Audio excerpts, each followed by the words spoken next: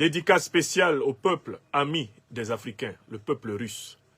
Sauvagement agressé hier, 22 mars 2024, par des terroristes au service de l'impérialisme, lesquels, nous dit-on, aujourd'hui, samedi 23 mars 2024, auraient fauché au bas mot 133 vies humaines en entrant dans une salle de spectacle et en tirant à bout portant, en tirant aveuglément sur une foule de civils innocents. Il est très important pour nous qui faisons office de contribuer à l'éveil des peuples africains de ce 21e siècle, d'être au rendez-vous de la vérité et justice chaque fois que celle-ci est menacée sur la terre. Mais nous avons un devoir encore plus grand envers tous les peuples, toutes les personnalités de ce monde qui ont montré sur du très long terme une très grande amitié, une très grande fraternité, une très grande solidarité envers nous, les Africains de la terre. En effet, depuis pratiquement 600 ans, l'Afrique est attaquée. L'Afrique est victime du terrorisme. Ce fut d'abord le terrorisme des négriers qui emportèrent de 20 à 100 millions d'êtres humains pour aller constituer leur force de travail dans le cadre du terrible et sinistre commerce triangulaire en Amérique, en Europe et au Moyen-Orient. Oui, la traite négrière fut un immense acte de barbarie, un acte de terrorisme à très grande échelle perpétré contre le peuple africain. Cet acte n'a toujours pas été jugé. Cet acte n'a toujours pas été réparé. Et des puissances continuent à écraser, à mépriser et à piétiner des Africains sur cette terre, alors qu'elles ont constitué leur accumulation capitalistique primordiale sur le sang des Africains, qu'ils osèrent appeler le bois d'ébène. Un certain Colbert alla même jusqu'à rédiger le Code noir, dans lequel il décréta que nos ancêtres étaient des biens meubles et qu'ils étaient commercialisables, comme le dira Aimé Césaire, comme le drap, l'aune et le coton. C'était un immense acte de barbarie, un immense acte de terrorisme. À peine l'Afrique relevait-elle la tête de cet acte de terrorisme qu'un deuxième acte de terrorisme à très grande échelle s'abattait sur elle. C'est le terrorisme colonial. Les Africains furent envahis sur leurs terres et soumis aux travaux forcés coloniaux pour extraire eux-mêmes, pour les nouveaux maîtres coloniaux anciens maîtres négriers, l'or, le diamant, l'uranium, le plutonium, le cobalt, le manganèse, le lithium, extraire le café, le coton, le tabac, le sucre et les exporter vers les industries des anciens maîtres négriers, devenus les nouveaux maîtres coloniaux, s'étant partagé l'Afrique sans les Africains de 1884-1885 en Allemagne. L'Afrique ne s'était pas encore relevée de ce deuxième immense acte terroriste des barbares colonialistes que déjà l'Afrique subissait un troisième acte terroriste, la pseudo-décolonisation, l'indépendance sous haute surveillance, avec des puissances coloniales qui s'arrangeaient pour imposer à la tête de la plupart des pays africains des valets, des vassaux, continuant l'économie de la plantation, de l'extraction et du pillage au service des grandes industries et des coffres forts bancaires du Nord, et perpétrant la barbarie coloniale et négrière contre les peuples africains soumis alors à des dictatures sanglantes. Oui, 600 ans de terrorisme. C'est ainsi qu'on peut résumer les 600 dernières années de la vie du continent africain dans le monde. Voilà pourquoi, dans cet océan de brutalité, de méchanceté, cet océan de cupidité, de rapine, de pillage sans nom, l'Afrique se souviendra toujours des peuples qui ont eu, un tant soit peu, de la compassion pour elle. L'Afrique n'a jamais perdu heureusement sa mémoire. Première grande civilisation de l'humanité, l'Afrique n'oublie pas tous ceux qui l'ont regardée avec des yeux d'humanité lorsqu'elle était piétinée et jetée plus bas que terre. Et en ce bas monde, si l'on doit citer des puissances qui ont eu envers les Africains un regard humain, dans l'histoire planétaire, incontestablement, on ne les comptera pas au-delà des 10 doigts de nos deux mains, mais on devra compter dans les doigts de la première main la Russie. En effet, tout au long de la première moitié du XXe siècle, les mouvements anticolonialistes, les mouvements anti-impérialistes africains bénéficiaires du soutien de l'Union des républiques socialistes soviétiques et donc principalement de la Russie, du soutien de la République populaire de Chine et de plusieurs autres pays de ce qu'on appelait alors à l'époque le bloc de l'Est, comme Cuba, de plusieurs autres pays à travers le monde s'inscrivant dans cette logique anti-impérialiste pour pouvoir desserrer l'étau colonial, l'étau néocolonial qui continue pourtant encore de serrer le cou des pays africains en posture de George Floyd. Les Africaines et les Africains cultivés ne cracheront jamais au visage de la République populaire de Chine, ni de la Fédération de Russie, ni de Cuba. À titre d'exemple, car de ces pays vinrent des hommes qui acceptèrent de mourir pour nous libérer, pour se battre à nos côtés, contre les descendants des négriers, contre les colonialistes et contre les néocolonialistes. Voilà pourquoi, malgré toutes les intimidations, toutes les brutalités, toutes les vexations, tous les harcèlements que nous subissons en raison de notre bonne mémoire, nous qui pratiquons avec attention ce beau verset de la parole sacrée qui dit que le rappel sauve l'âme.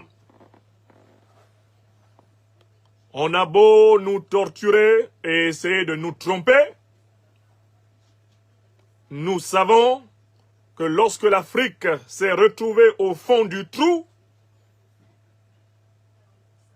on ne peut citer 3 pays de cette planète qui aient volé à son secours, sans citer la Fédération de Russie. Et les 3 qui, dans le cœur des Africains, me sont restés chers en raison de ce qu'ils firent pour nous, pour nos ancêtres, pour nos parents, ce sont la République populaire de Chine, la Fédération de Russie et la République populaire de Cuba.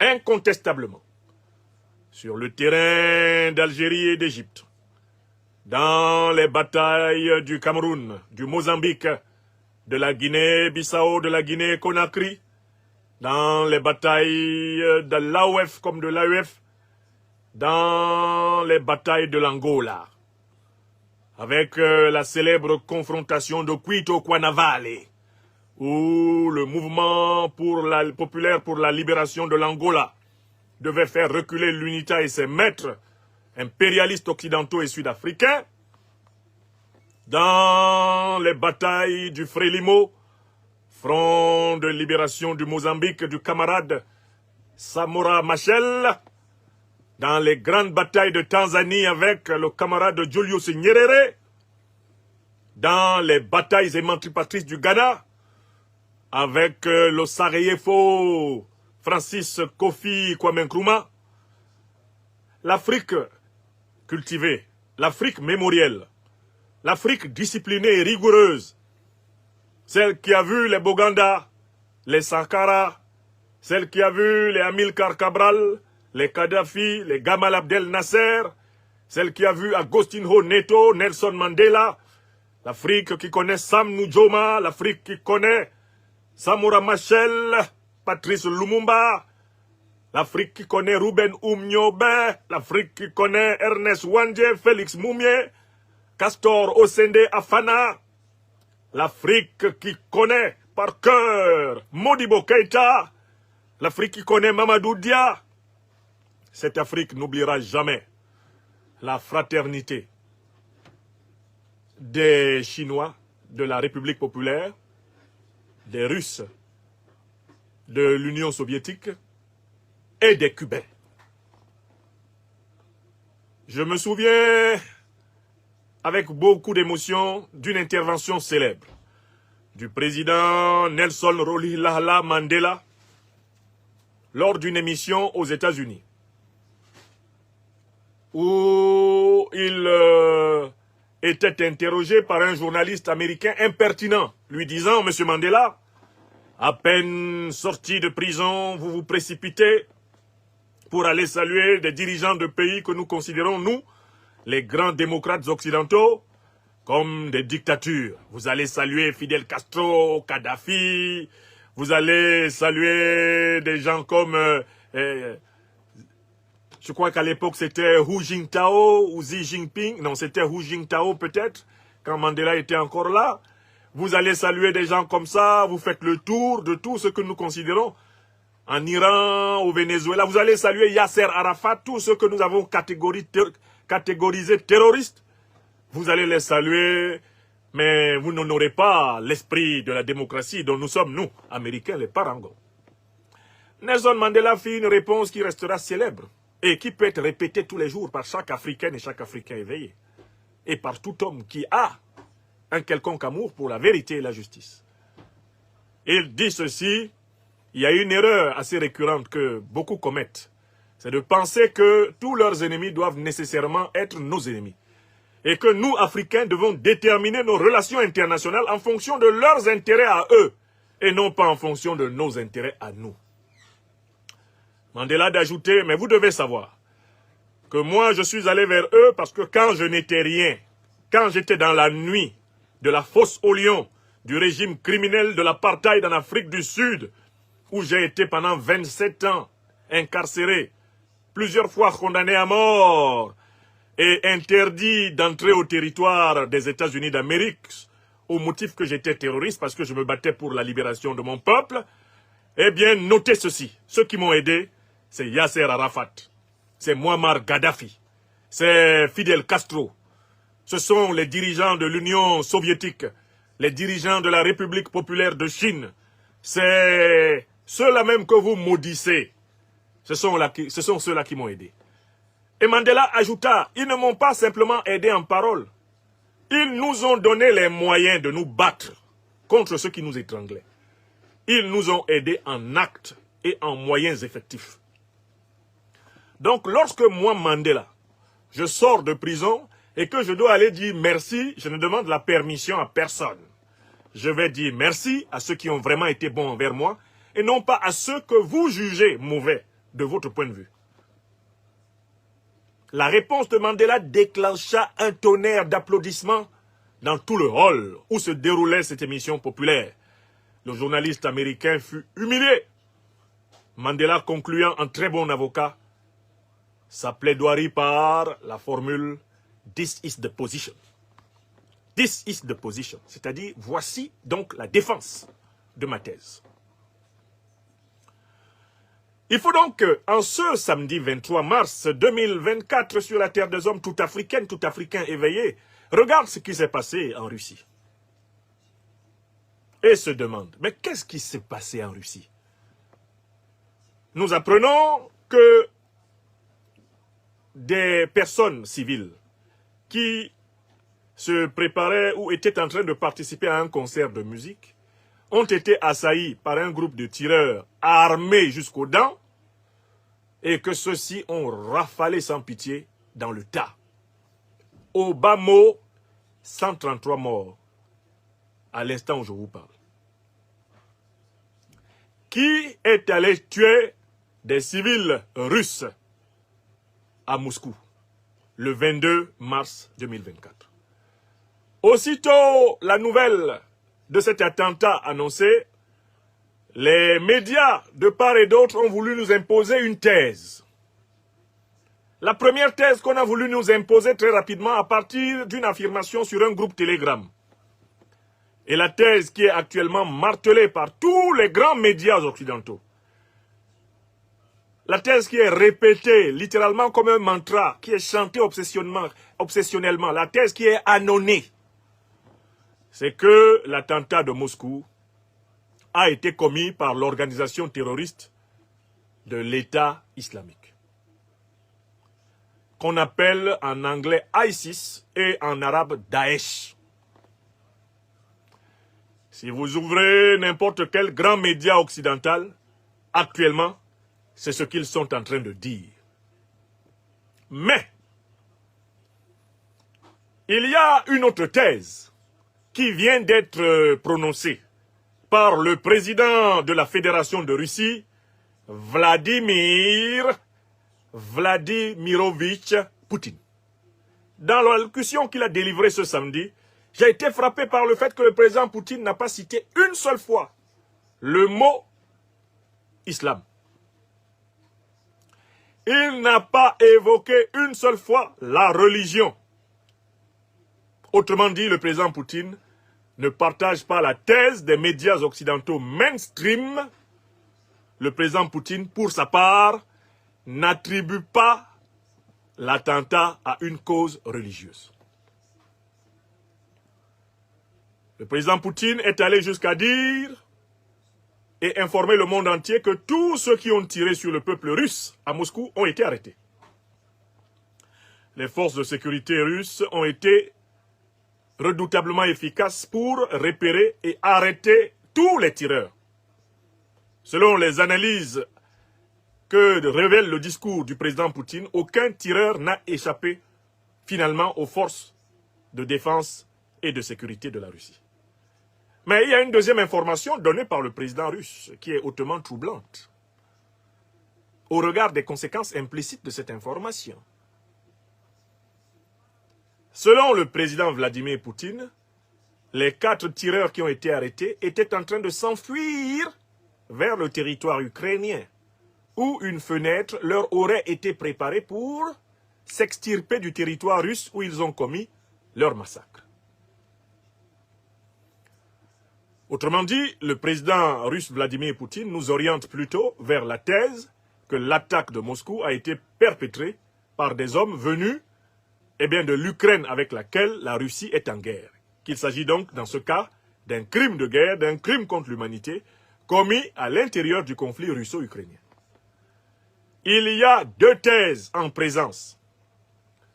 Est-ce qu'il nous appartient, nous, Afrique des libertés, de trancher? Non. Ce n'est pas notre rôle. Les services de défense et de sécurité, l'investigation russe, et d'autre part, les Ukrainiens eux-mêmes sauront bien s'en sortir pour démontrer éventuellement le contraire. Ceux qui disent que c'est l'État islamique qui l'a fait pourront aussi le faire.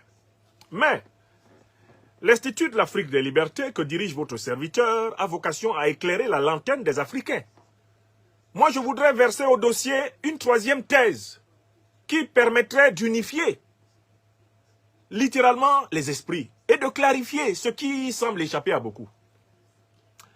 La 3e thèse que je voudrais verser au dossier, elle vient de la bouche d'un homme d'État. Elle vient de la bouche d'un dirigeant de premier plan de ce monde. Elle vient de la bouche de quelqu'un qui a été le président des États-Unis d'Amérique. à savoir son Excellence, Monsieur le Président Donald Trump. Le président Donald Trump, au demeurant, va nous dire, de son point de vue, lui qui possède des informations de premier plan, il a été président des États-Unis, c'est-à-dire qu'il a eu accès à tout le secret d'État américain.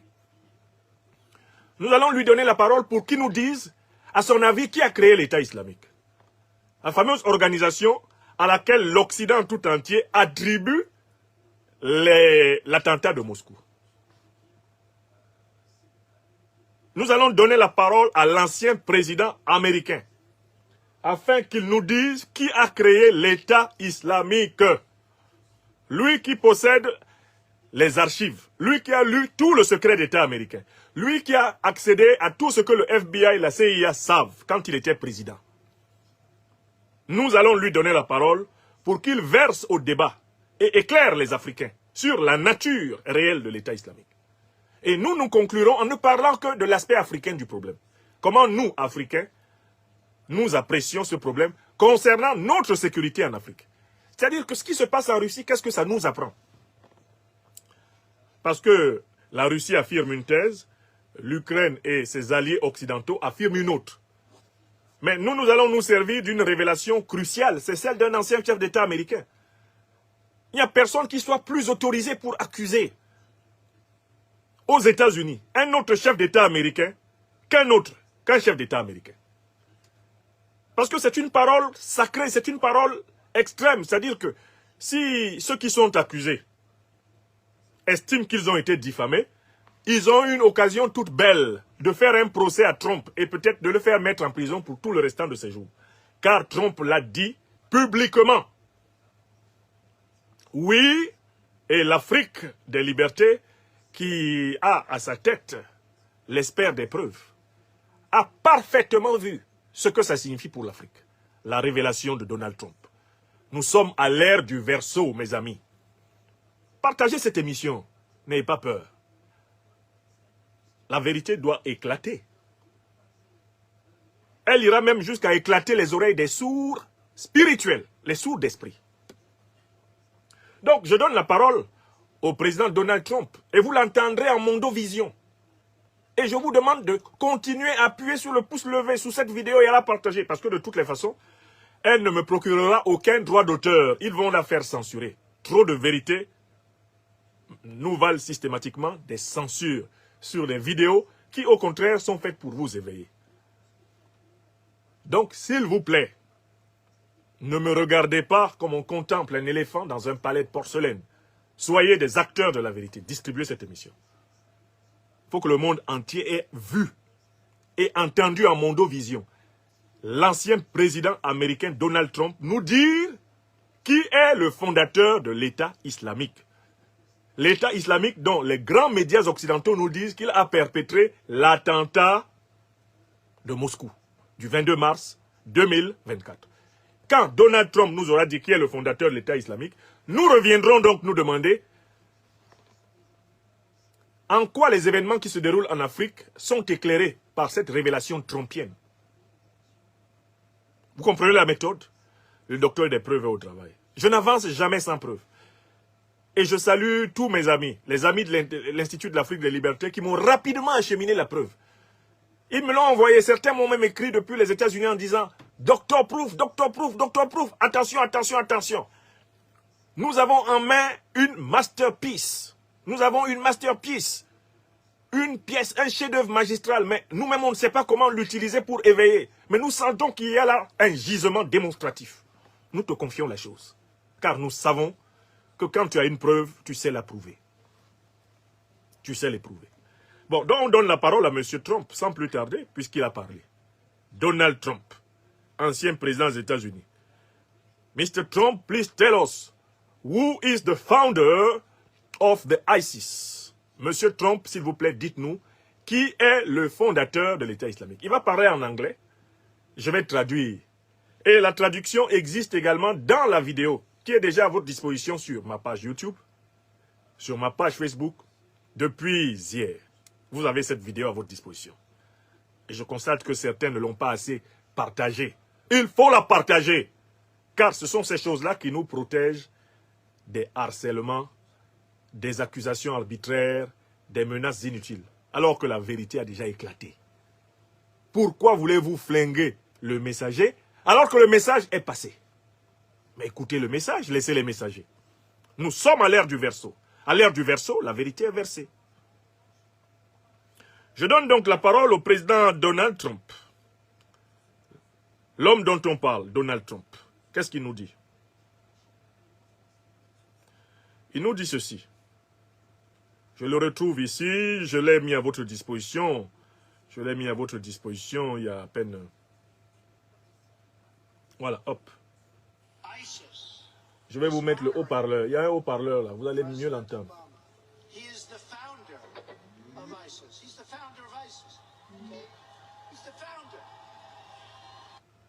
He founded ISIS. And ISIS. Je vais... is honoring President Obama. He is the founder of ISIS. He is the founder. ISIS is honoring.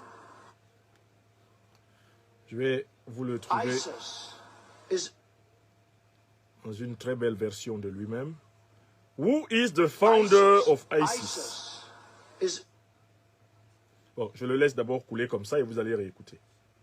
Honoring President Obama. He is the founder of ISIS. He's the founder of ISIS. Okay? He's the founder. Obama est le fondateur de l'État islamique. Il a fondé l'État islamique. Le cofondateur, c'est la corrompue Hillary Clinton. Écoutez, l'État islamique.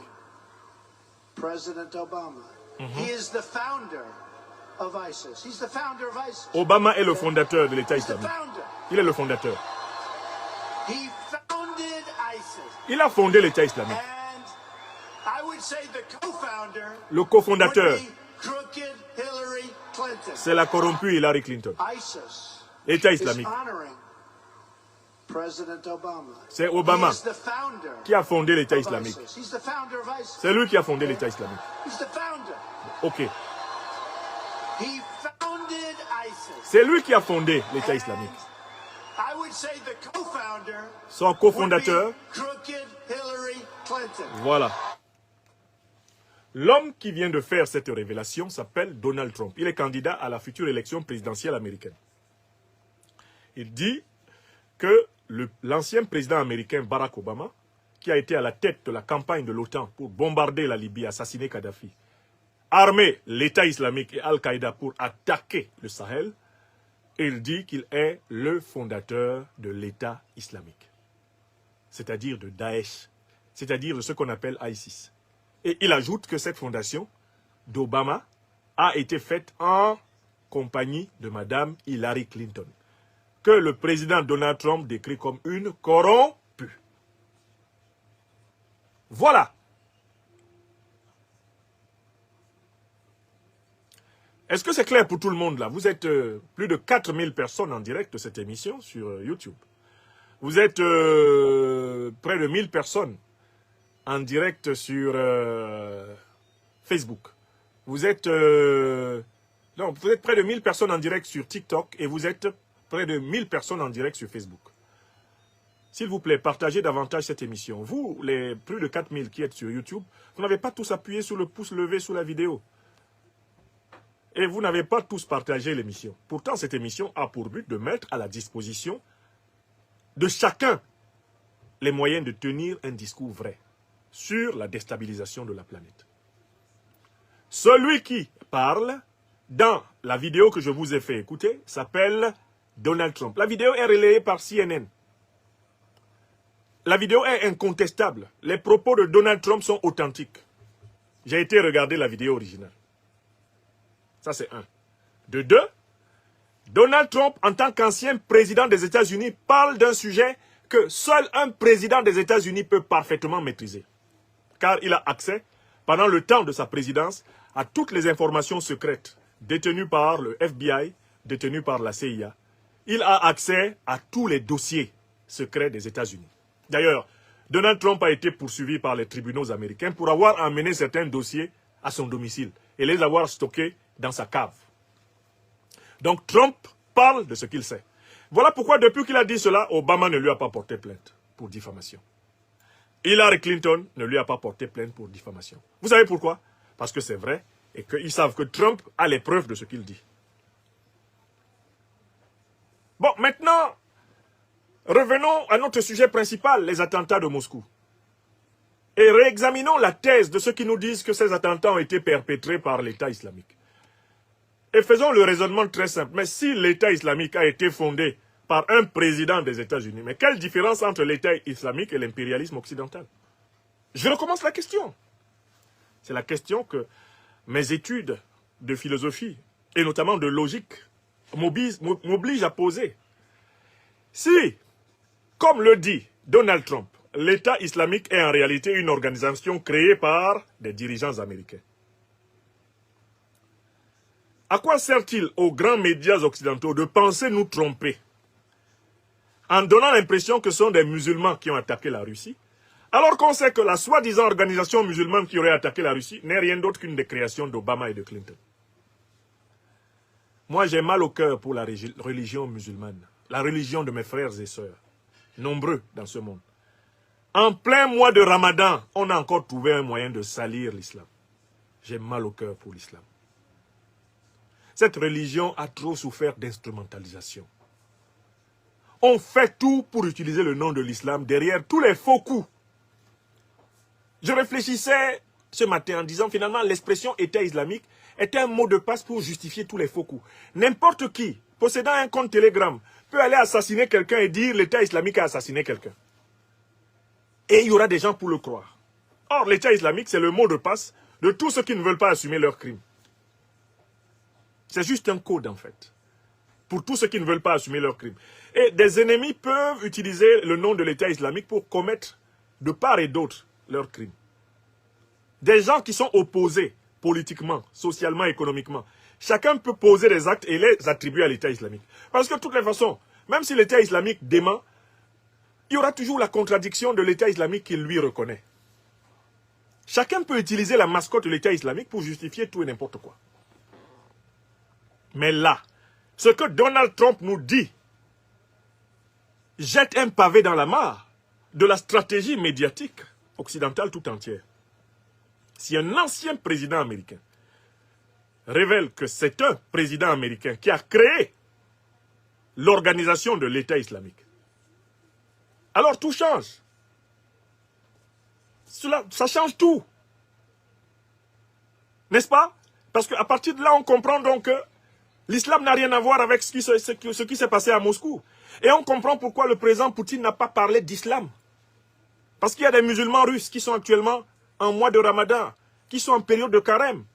Le président Poutine, par respect pour ses compatriotes musulmans, qui ne sont ni de près ni de loin mêlés à tout cela, a compris qu'il ne fallait même pas citer le nom de la religion musulmane dans cette affaire. Car lui, il sait ce que Trump sait. Donc, à partir de la déclaration de Trump, nous, Africains, en laissant aux Russes et aux Ukrainiens le soin chacun de situer ses responsabilités, parce que c'est leur guerre. Nous, Africains, nous nous posons la question, mais en fait, qui nous attaque en Afrique depuis plus de 10 ans? Mais c'est exactement la même organisation qui a attaqué donc la Russie. Elle attaque la Russie et elle se déguise derrière le nom État islamique. Mais ceux qui nous attaquent au Mali, au Burkina, au Niger, au Cameroun, au Nigeria, au Tchad, en République démocratique du Congo, au Mozambique, ceux qui nous attaquent partout, au Soudan, à Djibouti, en Somalie, ceux qui ont saccagé la Libye, mais qui sont-ils? Mais c'est exactement la même organisation. Avant de mourir, Kadhafi a dit « Je suis attaqué par l'OTAN avec ses satellites, que sont l'État islamique et Al-Qaïda. » Kadhafi a fait un discours pour dire cela. Quand Obama, Sarkozy, Cameron, dans le cadre de l'OTAN, se préparaient à attaquer la Libye, Mahamadou Issoufou leur a dit, à Deauville, ici à côté, à moins de 100 km de ma position, Issoufou leur a dit, Si vous détruisez la Libye, vous allez déstabiliser toute l'Afrique. Obama a répondu, no, we will finish the job. Obama a dit, nous irons jusqu'au bout. Et on les a bien vus pendant 6 mois détruire la Libye, armer Al-Qaïda et l'État islamique, lesquels ont envahi le Mali, le Burkina, le Niger, le Nigeria, le Nord Cameroun, le Tchad, et maintenant essayent d'avancer vers le golfe de Guinée. Oui ou non? Mais l'Afrique est exactement attaquée par le même subterfuge. On prétend que les Africains sont attaqués par des organisations terroristes à finalité religieuse.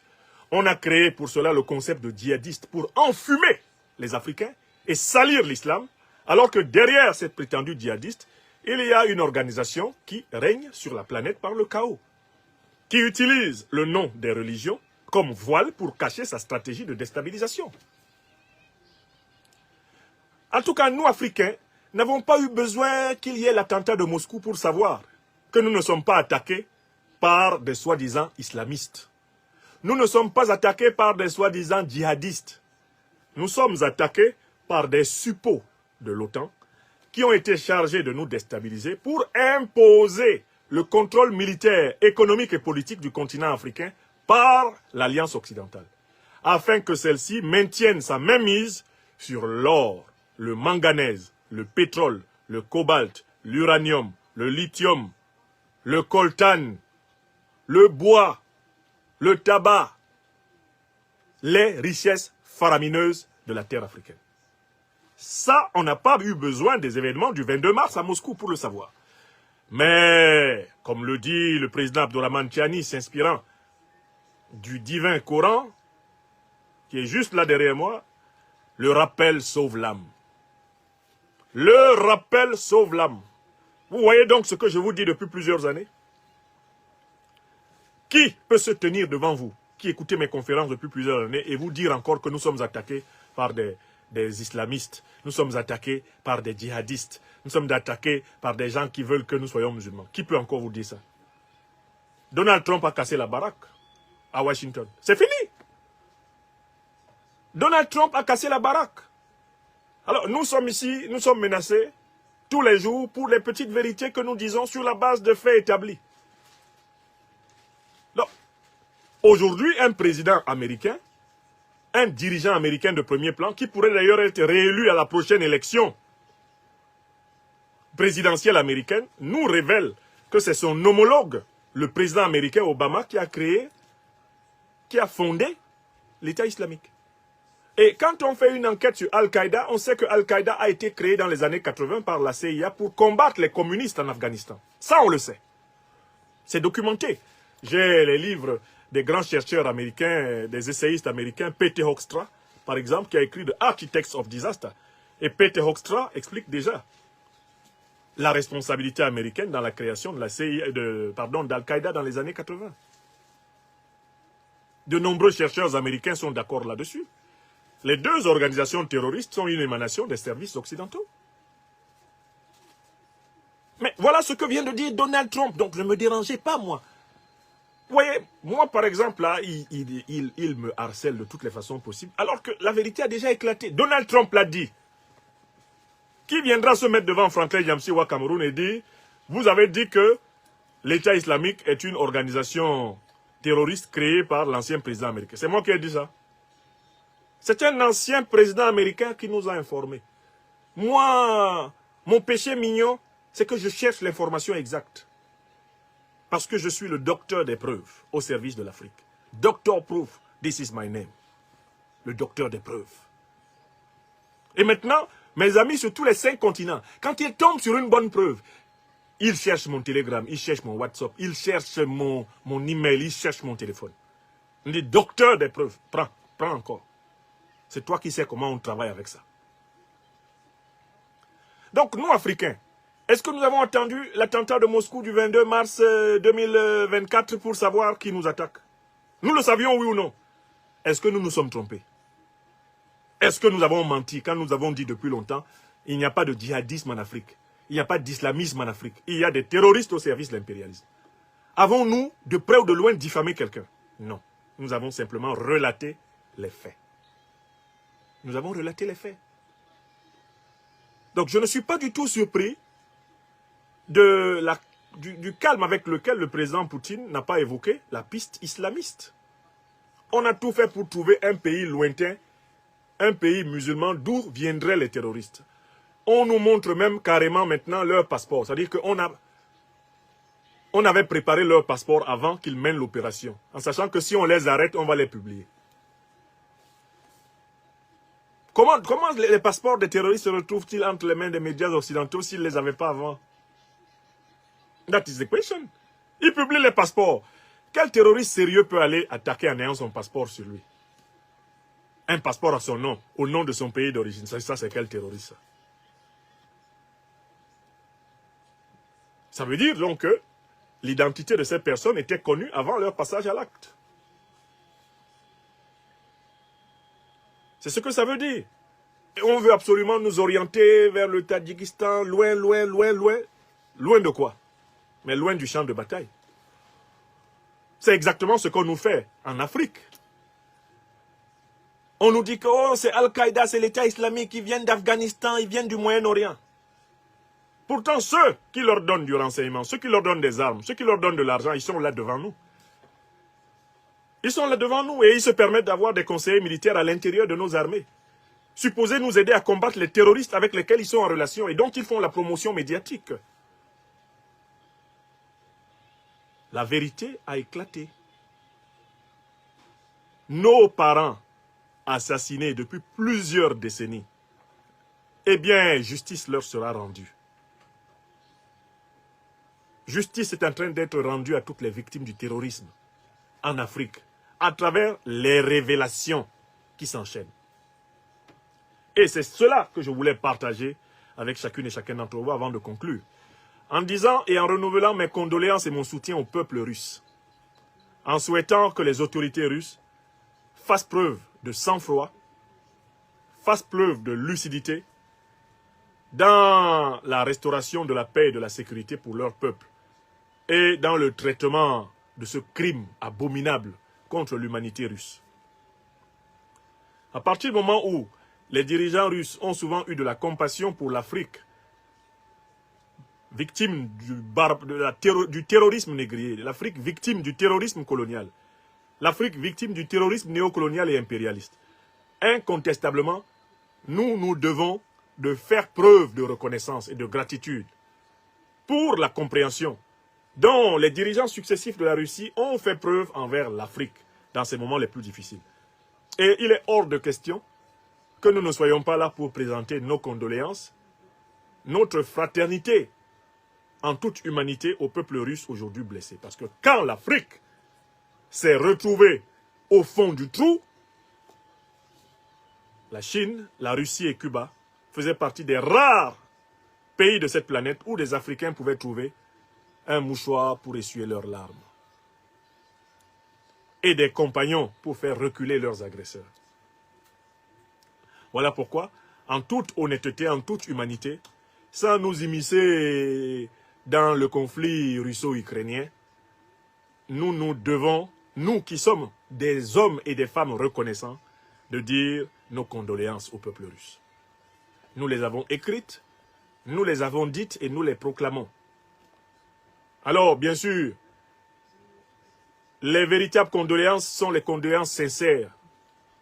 Non pas les condoléances hypocrites de gens qui crient le matin qu'ils vont aller tuer des Russes et qui le soir viennent présenter des condoléances. Nous sommes cohérents. Nous sommes dans une logique de la reconnaissance. L'Afrique est reconnaissante à la Russie, à la Chine, à Cuba, à tous les pays du monde qui ont pris fait et cause pour elle quand elle était dans la muise et quand elle est dans la muise. L'Afrique est reconnaissante.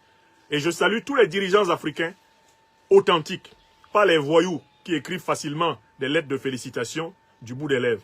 Tous les dirigeants africains authentiques qui sont au service de leur peuple et qui ont marqué leur solidarité publiquement envers le peuple russe. Je les salue. Ça s'appelle le courage de la vérité, le courage de la justice. Cela s'appelle la reconnaissance. Le Mali, le Burkina, le Niger, l'Afrique du Sud, je les salue. Je salue l'Angola, je salue tous les pays africains dirigé par d'authentiques patriotes africains qui se sont exprimés.